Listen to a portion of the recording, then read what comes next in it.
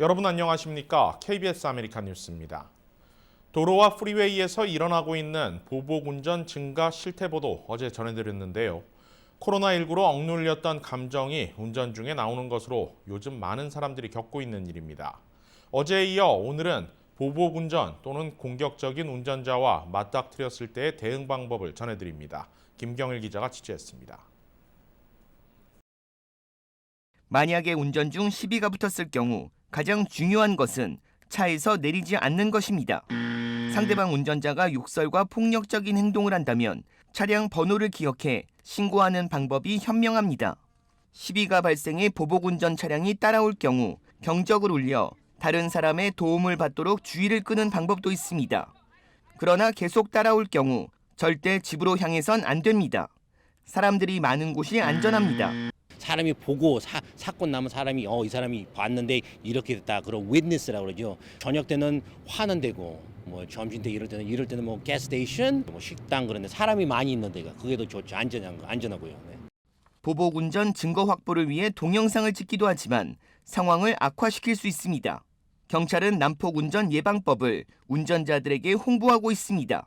화가 났을 때 절대 운전하지 말 것과 교통 위반 사항인 신호 없이 차선 변경, 휴대전화 사용 등 운전 부주의는 보복 운전의 시작이 될 수 있습니다.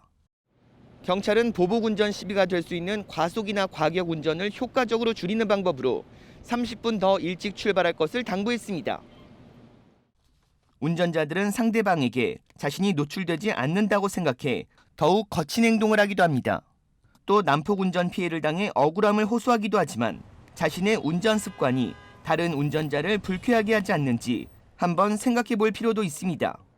우리가 운전을 하다가 많은 사람들이 나는 기억을 못하는데 난 뭘 하는지 모르는데 빵빵대기도 하고 욕을 하고 가기도 하거든요. 뭔가 내가 잘못한 거거든요. 나는 모르지만. 보복 운전은 작은 시비로 시작돼 참혹한 피해를 낳기도 합니다.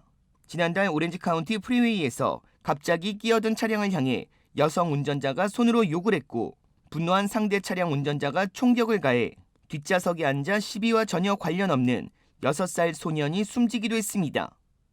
경찰은 운전자를 향한 거친 행동과 욕설도 보복 운전으로 간주되며 범죄로 처벌할 수 있다고 경고하고 있습니다.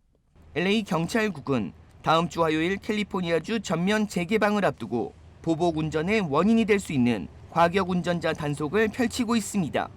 KBS 뉴스 김경일입니다. 캘리포니아 주 정부가 납세자들을 대상으로 $600의 경기 부양금을 지급한다고 발표했었죠.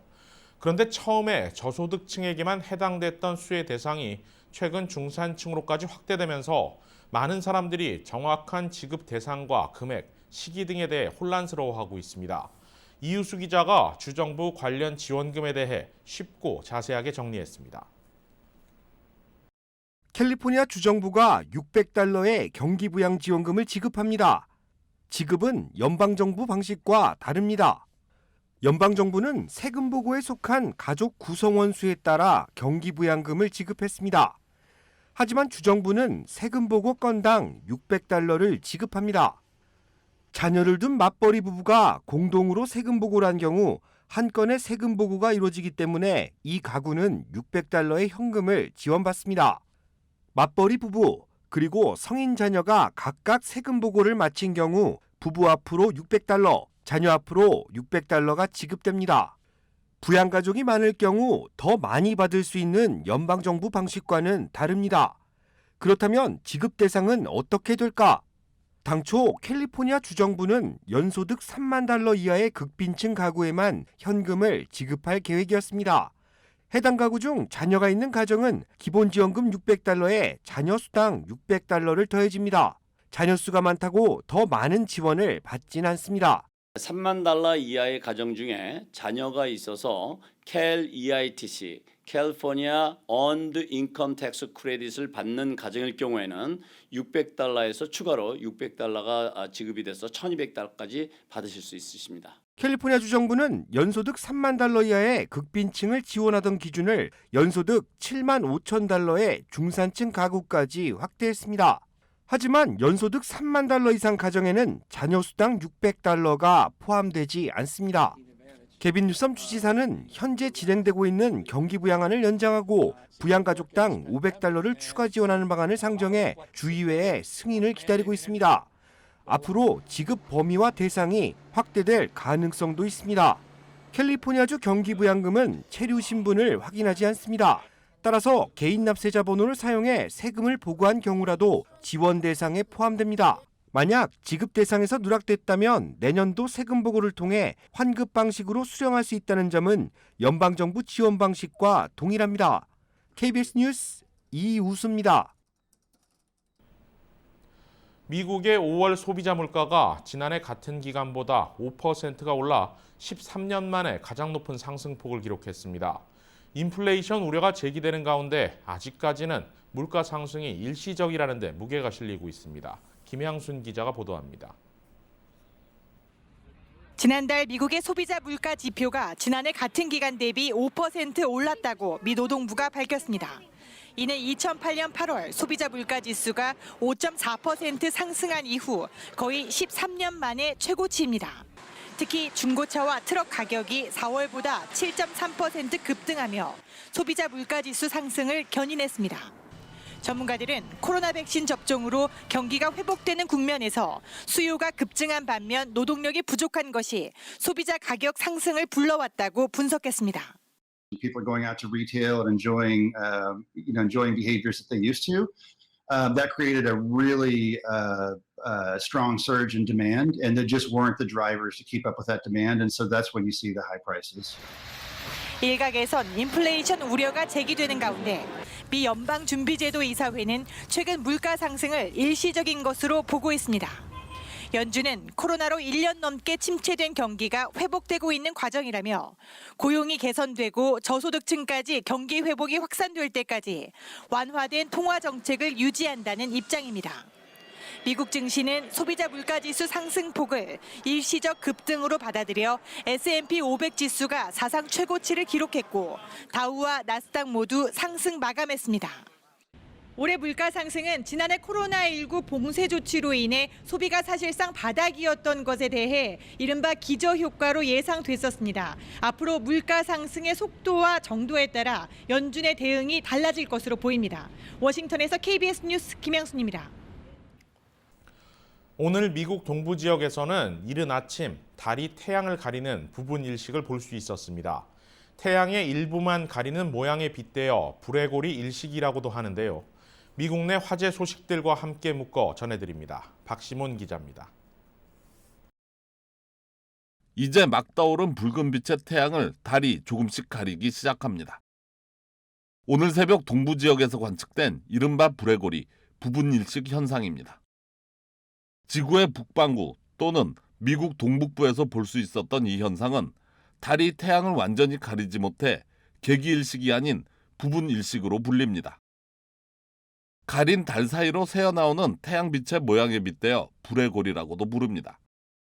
이번 일식은 뉴욕에서는 현지 시간 오늘 새벽 5시 49분에 시작해 3분 51초 동안 일어났습니다. 한밤중이었던 서부 지역에서 볼 수 없었고 유럽 등지에서는 정오에 가까운 시간대에 일어났습니다.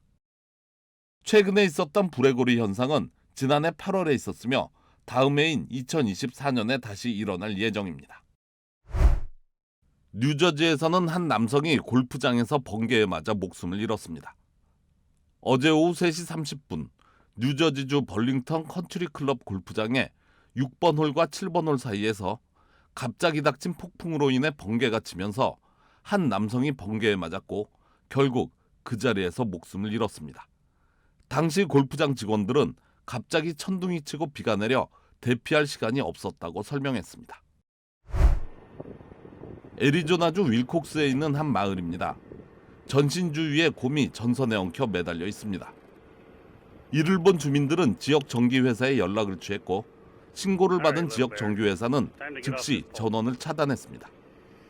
그리고 버킷 리프트를 타고 8피트 길이의 섬유 막대를 이용해 곰을 조금씩 움직였습니다. 막대로 곰을 건드렸을 때 곰은 막대를 물기도 했고 움켜쥐기도 했습니다. 결국 이 곰은 전신주에서 서서히 내려와 사막으로 몸을 피했습니다. 당시 해당 지역은 15분 동안 전기가 들어오지 않았습니다. KBS 뉴스 박시몬입니다. 세계 챔피언을 노리는 남가주 출신 한인 복서 김지훈 선수가 2년 만에 승전보를 전해왔습니다. 김지훈 선수는 지난 토요일 멕시코 티와나에서 열린 4라운드 대전에서 멕시코의 알리 가르시아 선수를 맞아 3라운드 만에 TKO 승을 거뒀습니다. 이번 경기로 김지훈 선수는 8전 8승을 기록하며 무패 행진을 이어갔습니다. 이번 경기는 김 선수에게 2년 만에 복귀전이자 승리입니다. 올해 35살인 김 선수는 지난 2019년 대전에서 입은 골절상으로 수술을 받은 뒤 회복 중이었는데 코로나19 악재가 터지면서 선수로서 최전성기였던 기간 동안 경기를 갖지 못했습니다. 김지훈 선수는 가까운 시일 내 LA와 라스베이거스에서 2차례 더 경기를 계획하고 있습니다. 향후 1, 2년 안에 WBC 슈퍼플라이급 세계 챔피언을 목표로 구슬땀을 흘리고 있습니다. 한인타운 시니어 커뮤니티 센터는 어제 시니어 센터 2층 강당에서 제28회 정기 이사회를 열고 정문섭 현 이사장의 연임을 확정지었습니다. 정 이사장 연임 건은 전체 17명 중 11명의 이사들이 참석한 가운데 만장일치로 의결이 이뤄졌습니다. 7대에 이어 8대 이사장으로 연임하게 된 정 이사장의 임기는 올해 7월 1일부터 2023년 6월 30일까지 2년입니다. 정문섭 이사장은 코로나 팬데믹 끝자락에서 재개관 준비와 함께 진정한 커뮤니티 센터로 한 단계 업그레이드 시킬 것이라고 연임 소감을 밝혔습니다. 식품의약국 FDA가 대량으로 폐기될 위기에 놓였던 존슨앤존슨 코로나19 백신의 유통기한을 연장했습니다. 제약사 존슨앤존슨은 오늘 FDA가 자사 J&J 백신의 유통기한을 당초 3개월에서 4개월 보름으로 연장하는 것을 승인했다고 밝혔습니다. 존슨앤존슨 측은 이번 결정이 안정성 평가 연구 결과로 나온 데이터에 기반을 둔 것이라며 백신을 섭씨 2도에서 8도 사이에서 냉장 보관할 경우 4개월 반이 지나도 안정적이라고 밝혔습니다. 이번 조치는 J&J 백신 수백만 회분이 창고에 쌓인 채 이달 말이면 유통기한이 만료될 상황에 처한 가운데 이뤄진 것입니다. 앞서 FDA는 지난 4월 J&J 백신이 심각한 혈전증을 유발하는 사례가 보고되자 임시 사용 중단을 권고했습니다. 이후 보건당국이 안전성을 검토한 뒤 열흘 만에 사용을 재개하라고 권고했지만 불안감이 퍼지면서 J&J 백신을 기피하는 현상이 일었습니다. J&J 얀센 백신은 지금까지 2,140만의 분량이 미국 정부에 납품됐지만 실제 사용된 것은 절반 수준에 그치고 있습니다. 한편 또 다른 코로나19 백신 제약사 모더나는 오늘 식품의약국 FDA에 백신의 긴급 사용 대상 연령을 12세에서 17세 사이 청소년으로 확대해 줄 것을 요청했다고 밝혔습니다. FDA의 승인을 받으면 모더나는 화이자 바이오엔테크에 이어 미국에서 청소년에게 접종할 수 있는 두 번째 코로나19 백신이 됩니다. 앞서 지난달 25일 모더나는 12세에서 17세 사이 청소년 3,700여 명을 대상으로 한 임상 시험 결과를 공개하면서 백신이 100% 예방 효과를 발휘했다고 밝힌 바 있습니다. 당시 시험에서 모더나 백신을 2회 접종한 청소년은 한 명도 코로나19에 걸리지 않았고 가짜약을 투여한 청소년 중에서만 4명의 감염자가 나왔습니다. 심각한 안전 우려는 발견되지 않았고 부작용도 대체로 성인을 대상으로 한 임상시험 결과와 일치했습니다. 모더나 백신의 일반적인 부작용은 2회차 접종 후 나타나는 두통과 피로, 근육통, 오한 등입니다. 보건당국의 승인은 앞서 화이자 백신과 비슷하게 한 달가량 소요될 것으로 전망되는데 예정대로라면 가을 학기 시작에 앞서 청소년들의 접종 확대가 가능해집니다. 전체 인구의 20%를 차지하는 청소년들은 미국 내 집단 면역 달성의 마지막 관문으로 여겨지고 있습니다. 바이든 대통령이 코로나19 백신 5억 회 분량을 조건 없이 전 세계에 기부하겠다고 밝혔습니다. 이번 G7 정상회담에서 관련 논의가 이뤄지는 만큼 다른 나라들의 추가 기부 발표에도 관심이 쏠리고 있습니다. 김기현 기자입니다.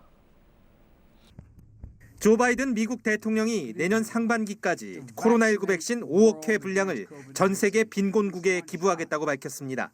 미국 정부가 화이자 백신을 구매해 무상 제공하는 방식으로 물량이 확보되는 8월부터 시작한다고 시기도 못 박았습니다.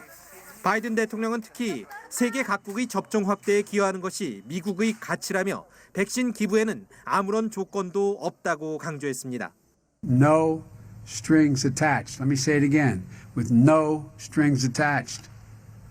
Our vaccine donations don't include pressure for favors or potential concessions. 미국의 백신 기부 공식화는 선진 7개국 G7 정상회담을 하루 앞두고 나온 것입니다. 미국과 유럽연합이 백신 기부를 장려하기로 합의한 상황에서 각국의 추가 발표가 잇따를 것으로 예상되는 대목입니다. This will significantly enhance our ability to meet our goal of providing 2 billion doses of the vaccine to low and middle income countries over the next 18 months. 한편 백악관은 바이든 대통령과 보리스 존슨 영국 총리가 신대서양 헌장에 합의했다고 밝혔습니다. 민주주의와 동맹의 가치를 재확인하고 기후변화와 보건위협에 공동 대처하는 등의 내용이 담겼는데 코로나19 사태 이후 국제 질서를 주도하겠다는 의지가 담긴 행보로 풀이됩니다. 대서양 헌장은 1941년 미국 루스벨트 대통령과 영국 처칠 수상이 발표한 것으로 2차 대전 이후 세계 질서의 기본 방향을 천명했다는 평가를 받았습니다. 워싱턴에서 KBS 뉴스 김기현입니다.